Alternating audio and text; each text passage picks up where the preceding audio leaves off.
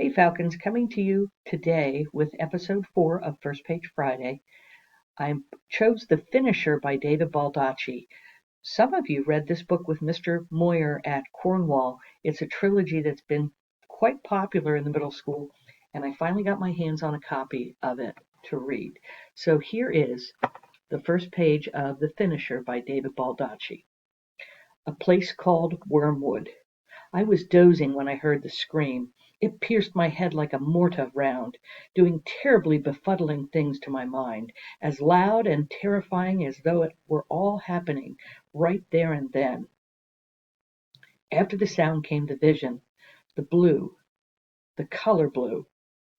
It was in a mist like a cloud on the ground. It enveloped my mind, pushing out all other thoughts, all memories. When it finally disappeared, my befuddlement cleared as well. Yet I always believed there was something of great importance that had simply not come back to me. I suddenly sat up straight on my planks atop my tree. The vision, along with my sleepiness, struck clean from me. At first light I was almost always up in my tree, a stonking straight to the sky poplar with a full towering canopy. 20 short boards nailed to the trunk were my passage up.